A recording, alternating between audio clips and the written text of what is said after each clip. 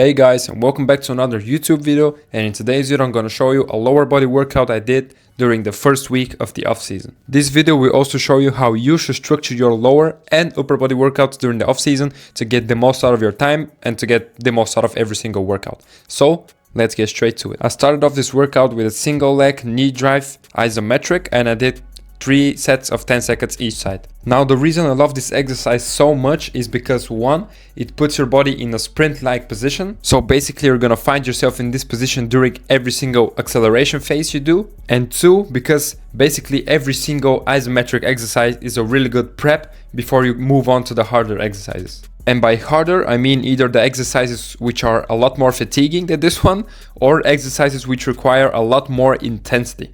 Things like plyometrics, strength exercises and hypertrophy should always be done after the isometrics. Now, of course, rules are meant to be broken and there are exceptions to every single rule. So for example, if you're doing a superset down the line where an isometric exercise is required, then you don't have to do them in the beginning of the workout. Then I move to this knee drive exercise, which is a little bit more intensive than the isometric one. And this exercise is also going to prep us for the plyometrics, which we're going to do afterwards. Now with this exercise, you're going to be in the same position as you were in the isometric one. But the key point here is that you're working on this hip drop, which you can see right here.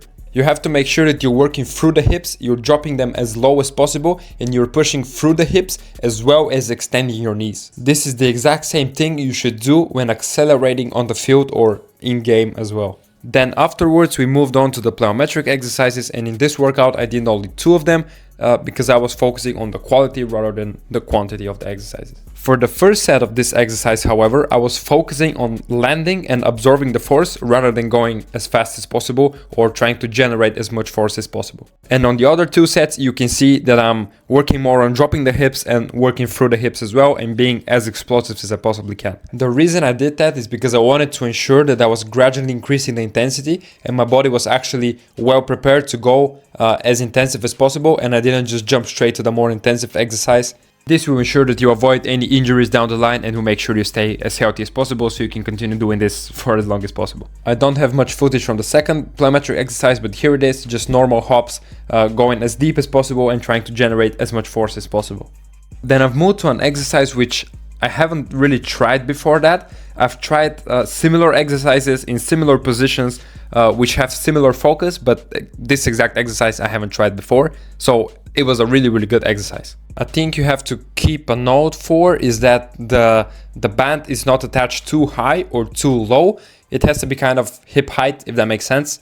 This exercise is really good for your first step acceleration because it applies some force in the opposite direction, which is gonna teach your body to be more and more explosive the next time you go to the field and you accelerate. From there, I went to my main lift for that workout, or the main lifts for that workout, and the first exercise I did was this Landmine curtsy lunge. I don't know if that's the right name for this exercise, but I'm gonna call it like this because it sounds good and it kind of matches the exercise. This exercise is really good for producing force laterally, which is really good for field athletes like football players, basketball players and things like this. It's also really good all-in-one exercise because it involves the adductors, it involves the glutes, it involves the quads, it involves your knees, ankles, hips. So it's really a really good exercise for everything. The next exercise I did is also really good for everything because it again involves the adductors, it involves the glutes, it involves the quads, the hips, ankles, knees, everything. Now, as this exercise is kind of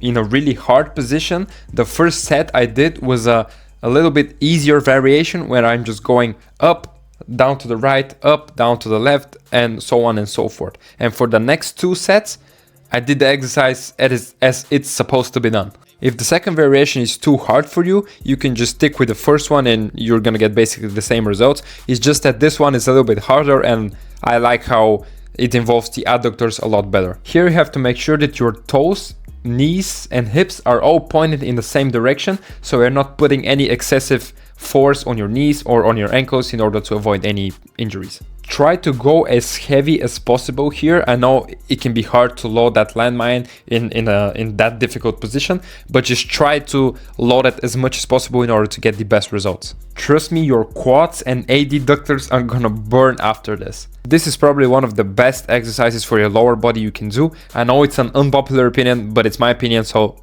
take it or leave it. Then I moved to the single leg RDLs with a barbell.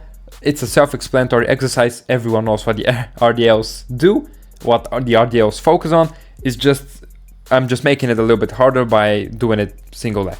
If you do it on one leg, you're also gonna engage your core. You're gonna work on your balance, on your ankle mobility, not ankle mobility, but ankle stability and balance. So yeah, it's a really good exercise. I don't know why, but I recently had a slight injury on my right hamstring, and doing the single leg RDLs with my left leg is kind of harder than doing it with my right leg, which just doesn't make sense. I thought it was gonna be the other way around, but yeah, I guess it's just a balance issue rather than strength issue. From there, I moved to the hypertrophy portion of this workout, which is a superset of single leg extensions and sissy squats. The reason I'm doing the leg extensions with one leg is because this way I feel the contraction of my quads a lot better than if I do it with both legs. And yes, technically you're gonna go a lot lighter, but it's the same thing if you do leg extensions with both legs with 50 kilograms and you do single leg extensions with 25 kilograms. It's basically the same thing.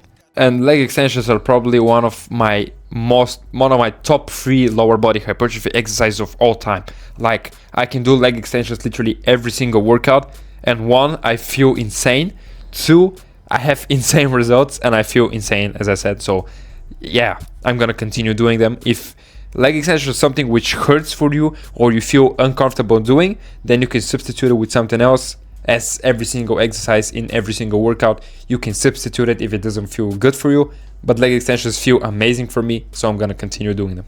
Now, both for the leg extensions and for the sissy squats, you have to make sure that you're going to absolute muscle failure on both of the sets you're gonna do. And with muscle failure, I mean literal failure. Like, look at me, I can't even get up of the machine, like to this point where you're shaking, literally until you're shaking. Now, what I'm showing you here is the second set of the leg extensions and of the sissy squats. And as you can see on both the eccentric and the concentric portion of the sissy squats, I'm literally shaking, and like my whole body shaking, not only my legs. It literally looks like I'm doing this on purpose, or not like I'm making this up, but I'm not. Like, just look at this is the level of muscle failure you have to reach if you want to build muscle. Then to target the calves, I did the seated calf raise on a machine. Here you have to make sure that you're loading this up as much as you can. Here I'm doing 20 kg for the 2 sets, and then on a third set, after the 2 sets to failure, I did a drop set on the third one, and I did 10 kg where I'm doing close to the same reps I was doing on the 2 sets to failure. Just a quick backstory: in like the middle of the season, I started picking these random calf cramps at like the 80th minute on every single match I played. So in order to avoid getting those again, I started training my calves every single workout, every single lower body workout. Not only hypertrophy wise, but strength and conditioning wise. I try to focus more on them because I noticed that that's something that my body is lacking. And since I started doing this, the cramps went away, which is a good sign. So having this in mind, I wanted to give you a quick tip that if your body gives you signs that something isn't where it should be, or that something is off, then you have to address them. And if you're getting quad cramps, then you have to focus more on your quads and give them a little bit more time. When I was younger, I used to get a lot of hamstring cramps during school or during night, like while I was sleeping. And once I started training, I mean, this was before I was even training in the first place, but once I started training and once I started putting more effort into actually improving my hamstrings, it went away. The cramps went away. So yeah, focus on what your body tells you and then focus on what you need as well. As you can see, I finished off with this workout with a little bit of stretching, like 5 to 10 minutes. I did the pigeon stretch, I did the calf stretch, probably 2 of my favorite stretches as well. Then I put on my shoes and I went to the Stairmaster to finish off this workout with a little bit of lower body conditioning. As we're at the end of this video, if you want to support your boy, go to the MyProtein website and use code TOZOMP at checkout to get a discount. Or if you need help with your workouts, if you need help with training, if you need help with training during the off season, check out my training programs, which are also gonna be linked in the description of this video. Thank you guys for watching. Like, comment, subscribe, do all the good stuff. See you guys at the next one. Peace.